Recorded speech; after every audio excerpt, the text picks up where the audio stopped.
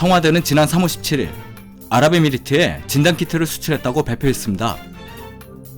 5만 명 이상을 진단할 수 있고 수출 기업은 노블바이오라는 한국 기업입니다. 이 당시에 우리나라 언론과 일본 혐한 언론들을 중심으로 집중 맹폭격이 있었습니다. 왜냐면 알고 보니 이것은 진단키트가 아니라 바이러스 분비물을 옮길 수 있는 수송 보관 용기나 코나 목에서 채취한 분비물을 옮기는 데 필요한 수송 배지라는 것입니다. 추후 아랍에미리트에 우리가 상식적으로 알고 있는 진단키트도 수출이 되어 일단락된 사건이긴 했지만 아직까지도 일본 혐한 우익들에게는 웃음거리 소재가 되고 있습니다. 정부는 수송 용기나 수송 배지도 큰 의미에서는 진단키트 범주에 들어간다고 해명했습니다. 어떤 전문가들은 수송 용기나 수송 배지를 진단키트라고 하기보단 진단을 위한 액세서리로 표현하는 것이 더 적절할 것이라고 말하기도 합니다. 제 채널 댓글에서도 이 사실이 가짜뉴스냐 아니냐 일부 논란이 있기도 했습니다. 다만 아랍에미리트의 의학, 진단 전문가들이 바보가 아닌 이상 이를 구분하지 못하고 한국의 수송용기, 수송 배지를 수입하지는 않았을 것이라는 예측은 듭니다. 일부 혐한들이 비웃는 것처럼 어이쿠 우리가 한국에게 사기당했네? 잘못 수입해서 젠장 이럴 리가 없을 것이라 생각합니다. 어찌됐건 이 코로나19 진단을 위한 액세서리, 수송용기나 수송 배지는 한국과 일본 언론, 혐한들을 통해 그동안 홀대를 받고 있었습니다. 그런데 요즘 이 수송 배지가 난리입니다. 이제는 오히려 전 세계에서 진단키트보다 더 필요로 하는 코로나19 관련 의료용품이 돼버린 것입니다. 지금 전 세계에서 이 수송 배지를 구하기에 혈안입니다. 앞서 아랍에미리트에 수송 배지를 수출한 노블바이오라는 회사는 진단키트를 제조 판매하지는 않습니다. 그런데 이 회사 수송 배지가 한마디로 요즘 대박이 나버렸습니다. 올해 2월 노블바이오가 생산한 물량은 40만 개로 작년 1년간 전체 생산량과 맞먹습니다. 이 수송 배지가 정확히 뭐냐고요? 바로 이겁니다. 면봉입니다. 지금 현재 코로나19로 심각한 위기에 빠져있는 전 세계에서 이 의료용 면봉을 수출할 수 있는 국가가 거의 한국밖에 없다고 볼 수 있습니다. 개당 100원에서 150원 정도의 이 면봉이 왜 이렇게 부족하게 됐냐면요. 이 의료용 면봉의 원래 특허가 2000년 말부터 코판이라는 이탈리아 업체에게 있었습니다.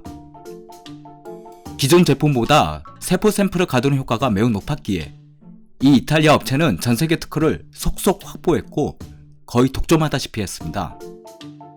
그런데 2011년 코판 기업은 전세계에서 특허를 인정받는데 성공했음에도 불구하고 유독 한국에서만 까다로운 한국 특허 기준으로 인해 한국 특허를 확보하는데 실패하게 됩니다. 이 이탈리아 업체가 유일하게 국내에서는 판매가 힘들어지자 이러한 빈틈을 치고 들어가 한국의 노블바이오는 의료용 면봉을 주로 국내에 공급할 목적으로 제조 판매하게 됩니다. 코로나19 팬데믹 상황에서 이 의료용 면봉을 수출할 수 있는 국가는 전 세계 이탈리아와 한국 두 군데밖에 없다라고 봐야 하는데 다들 아시다시피 이탈리아는 현재 코로나19 확진자 수 17만 명 이상으로 전 세계 3위 국가입니다. 사망률은 13.2%입니다. 때문에 이탈리아 정부는 이 의료용 면봉에 대해 자국 우선 공급 원칙을 내세울 수밖에 없고 이탈리아 면봉은 거의 수입이 불가능한 상황입니다. 결국 전 세계에서 이 의료용 면봉의 유일한 수출처가 한국이 된 것입니다. 만약 2011년에 이 이탈리아 코판 기업의 의료용 면봉이 한국에서 특허를 확보했다면 지금 어떻게 됐을까요? 신천지의 집단 감염 당시 그토록 신속하고 광범위한 진단은 불가능했을 것입니다.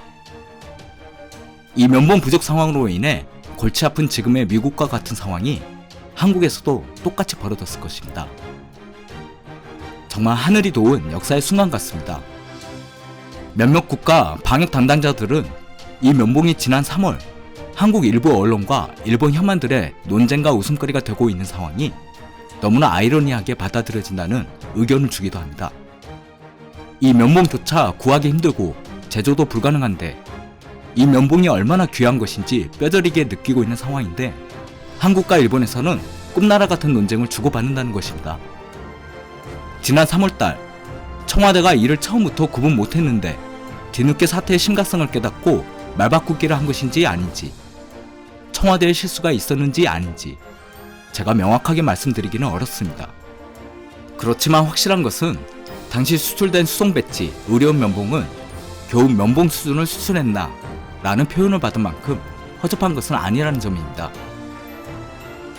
그리고 이 사건으로 인해 저 역시 앞으로 유튜브 채널을 운영한 데 있어 더 깊게 고민하고 더 깊게 확인하고 사실을 알려야겠다는 다짐을 하게 됩니다. 이상 옳다구였습니다.